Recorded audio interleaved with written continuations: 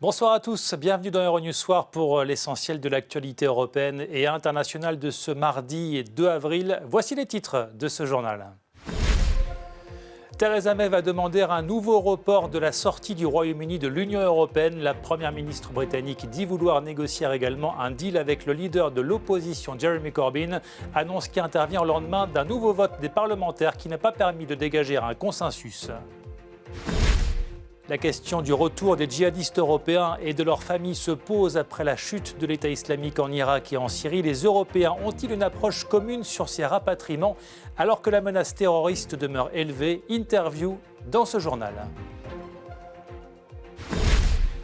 Une crise sanitaire menace le Mozambique après le passage dévastateur du cyclone Idai. Le pays fait face à une épidémie de choléra. Déjà plus d'1 millier de personnes contaminées. 900 000 doses de vaccins ont été envoyées. Et puis de la peinture pour terminer ce journal. Quand les visions orientales inspiraient des maîtres tels Delacroix, Ingres, Kandinsky ou Paul Klee, l'Orient des peintres, une exposition à découvrir à la fin de ce journal. Bienvenue à la suite du feuilleton du Brexit. Theresa May a réuni toute la journée son gouvernement pour tenter de sortir de l'impasse. La Première ministre s'est exprimée en fin d'après-midi. Elle a annoncé son intention de demander un nouveau report de la sortie du Royaume-Uni de l'Union européenne. Theresa May dit vouloir négocier également un deal avec le leader de l'opposition, Jeremy Corbyn, annonce qui intervient au lendemain d'un nouveau vote des parlementaires britanniques qui n'a pas permis de dégager un consensus sur un plan alternatif. Le Royaume-Uni parviendra-t-il à sortir de l'impasse? À ce stade, le scénario d'un no deal se profile. Les réactions cet après-midi à Bruxelles. Maxime Bios-Duplan. Une sortie sans accord du Royaume-Uni de l'Union européenne devient chaque jour plus probable. C'est l'avertissement du négociateur pour le Brexit, Michel Barnier, alors que Theresa May devrait retenter cette semaine de faire ratifier son accord de Brexit. La date fatidique est désormais fixée au 12 avril. Aujourd'hui, dans la situation où nous sommes, l'option du no deal est vraisemblable. Je dois dire la vérité dans ma responsabilité. Mais nous devons nous préparer, nous sommes préparés sérieusement depuis plusieurs mois. Alors le Brexit, il a monopolisé l'agenda européen tous ces derniers mois. Beaucoup d'énergie, beaucoup de temps. Je pense que cette énergie et ce temps, nous devons le consacrer à un agenda positif. Observant avec attention la situation, les Brexiteurs les plus durs, comme le nationaliste Nigel Farage, attendent leur heure. Michel Barnier a eu un mot pour eux. Ces gens veulent détruire l'Union européenne de l'intérieur et d'autres de l'extérieur. Voilà. C'est pour ça que je pense qu'il faut prendre soin de l'Union européenne, même s'il faut la réformer. Pour éviter une sortie sans accord, un nouveau report de la date limite du Brexit paraît désormais probable. Mais pour Michel Barnier, cela ferait courir des risques importants à l'Union européenne. Et il faudrait donc une justification solide. Sous-entendu est par exemple l'organisation d'un nouveau référendum au Royaume-Uni. Dans l'actualité également, les feux sont au rouge pour l'économie italienne. Un chômage en hausse et une croissance à zéro. Le spectre de la récession plane même sur la troisième économie de la zone euro, ce qui a de quoi inquiéter le président de la Commission européenne, Jean-Claude Juncker, qui s'est rendu à Rome. Audrey Tilve. L'Italie doit faire plus pour sauver sa croissance. C'est en substance le message qu'est venu délivrer à Rome le président de la Commission européenne. D'après l'OCDE, le PIB italien devrait reculer de 0,2% cette année. Or, pour Jean-Claude Juncker, l'Europe a suffisamment mis la main à la poche, notamment pour aider le pays à faire face à la crise migratoire. Si je résumais en un mot toutes les politiques qu'ensemble avec le gouvernement italien nous avons mises en branle, le montant de l'appui européen à l'Italie se chiffre à 130 milliards d'euros depuis 2014. Donc, entre l'Italie et la Commission européenne, c'est le grand amour. Il faut le dire à tous les ministres italiens pour le reste. Une allusion aux relations tendues entre Bruxelles et Rome depuis l'arrivée au pouvoir de la coalition formée par la Ligue et le mouvement 5 étoiles. Le gouvernement, qui mise sur une politique budgétaire expansionniste, doit annoncer en fin de semaine de nouvelles mesures de soutien à l'économie.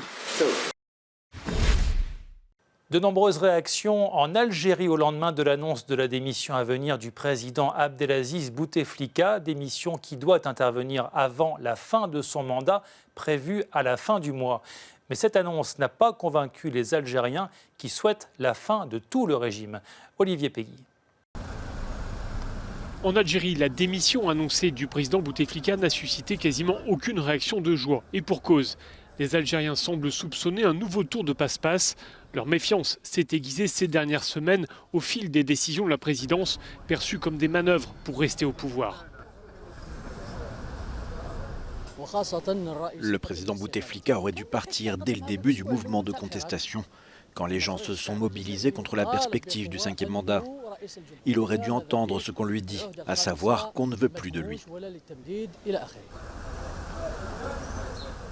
Pour moi, la question c'est, est-ce que les gens au pouvoir nous prennent pour des idiots? Ou bien est-ce qu'ils ne savent vraiment pas comment se dépêtrer de tout ça? Pour de nombreux Algériens, pas question d'attendre le 28 avril, c'est tout de suite que Bouteflika doit démissionner. Et au-delà de Bouteflika, c'est tout le régime qui doit dégager. C'est ce qu'il clame chaque vendredi depuis 1 mois et demi par centaines de milliers dans toutes les grandes villes du pays. Sans attendre vendredi, des étudiants se sont rassemblés ce mardi à Alger pour dire leur opposition au système Bouteflika.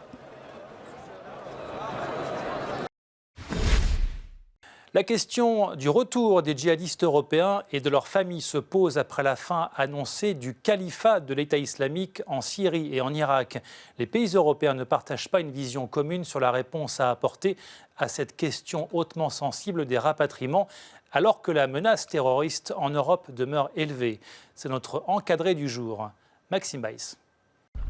Le drapeau de l'État islamique ne flotte plus dans le ciel de Barouz. Son dernier fief a été pris par les forces démocratiques syriennes fin mars. Avec la défaite militaire de l'EI dans la zone irako-syrienne, ce sont maintenant des centaines de familles de djihadistes qui se retrouvent parquées dans des camps administrés par les unités kurdes, comme ici à Roj. Avec une question, que faire de ces femmes et de ces enfants dont certains ont la nationalité française? Pour Paris, le sujet est explosif. Si les hommes qui ont combattu n'ont pas vocation à être rapatriés, les autorités affirment qu'elles traitent les dossiers de leur famille au cas par cas. Un attentisme en contradiction avec la Convention internationale des droits de l'enfant, pourtant ratifiée par l'ensemble des pays européens. Alors pour parler de la question des djihadistes, nous retrouvons Marc Ecker, chercheur à l'IFRI, l'Institut français des relations internationales. Vous êtes notamment spécialisé dans les questions liées au terrorisme. Bonjour. Bonjour. Alors avec la fin annoncée de l'État islamique en Syrie, se pose aujourd'hui la question du retour des djihadistes européens et de leurs familles. Et on sait que c'est une question qui embarrasse les pays de l'Union européenne. Y a-t-il une vision commune qui se dégage en Europe ? Non, il n'y a pas de vision commune qui se dégage en Europe.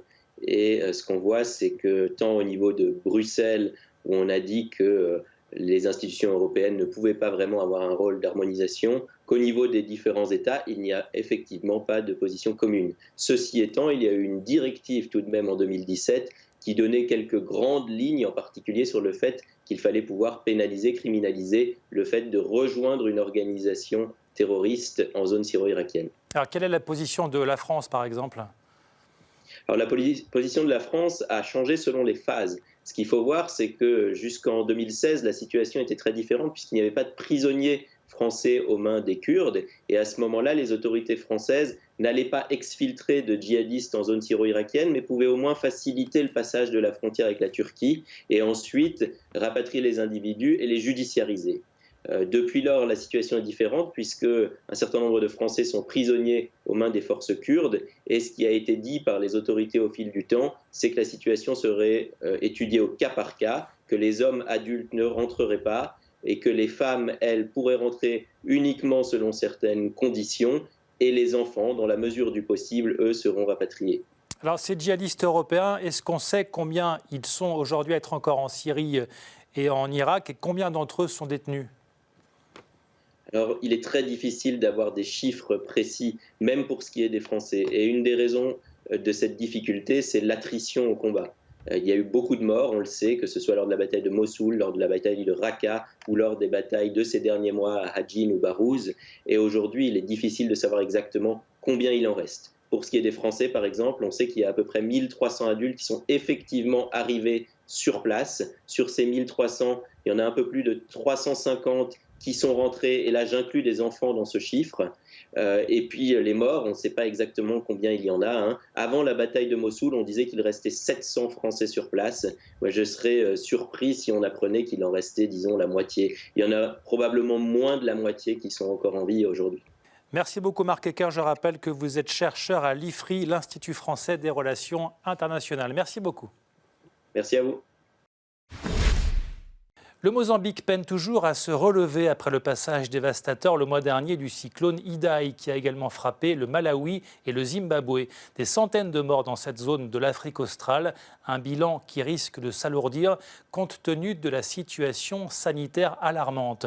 Le Mozambique fait face à une épidémie de choléra. Déjà plus de 1000 personnes contaminées par le choléra au Mozambique et au moins un décès annoncé par les autorités depuis le cyclone tropical Idai. La tempête qui a tué au moins 700 personnes a frappé de plein fouet Beira, la deuxième ville du Mozambique, et son demi-million d'habitants le 14 mars dernier. Depuis, les conditions sanitaires restent très mauvaises pour des centaines de milliers de sinistrés. L'OMS a annoncé l'arrivée ce lundi de 900 000 doses de vaccins contre le choléra. Pour l'Organisation mondiale de la santé et sa directrice Matshidiso Moeti, l'objectif est de venir en aide au gouvernement du Mozambique et d'éviter une saturation de son système de santé.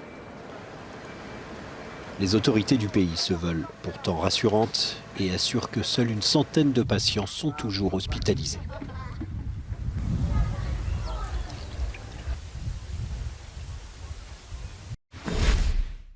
L'actualité sportive à présent marquée par la démission aujourd'hui du président de la Fédération allemande de football, Reinhard Grindel.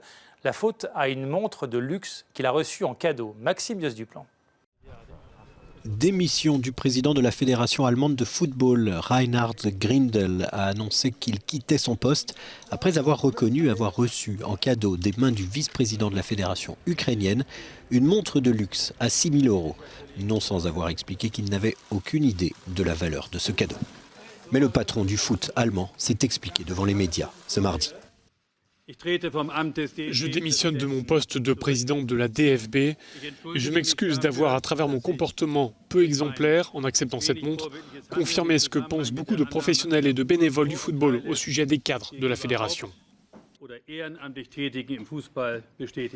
La démission de Reinhard Grindel vient mettre fin à 3 années émaillées de controverses à la tête de la fédération allemande.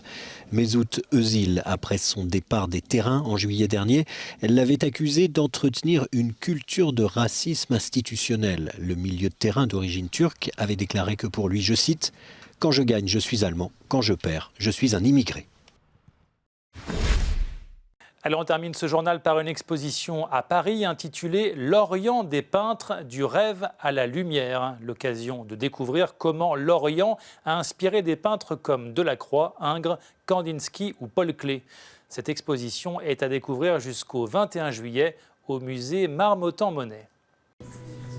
L'Orient à travers le regard de grands peintres du 19e et du début du 20e siècle.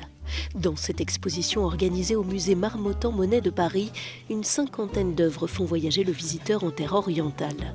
De grands maîtres y livrent le fruit d'une vision fantasmée à l'épreuve de la réalité, parmi eux Vassili Kandinsky. Mais c'est le paysage et c'est la lumière qui va véritablement le marquer pour, j'allais dire, l'ensemble de sa vie et de sa carrière. Il dira qu'il aura une révélation, à cette révélation de la lumière, d'où le titre de l'exposition, L'Orient des peintres, du rêve à la lumière, qui va donner ce qu'il définira comme une religion de la couleur. Delacroix, Ingres ou encore Klee, tous célèbrent à leur manière le corps humain et les paysages magnifiés sous le prisme oriental. Une exposition à voir jusqu'au 21 juillet. Voilà, c'est la fin de ce journal. Merci de l'avoir suivi. Retrouvez toute l'actualité sur notre site internet. Restez sur Euronews pour d'autres informations. Très bonne soirée et à demain.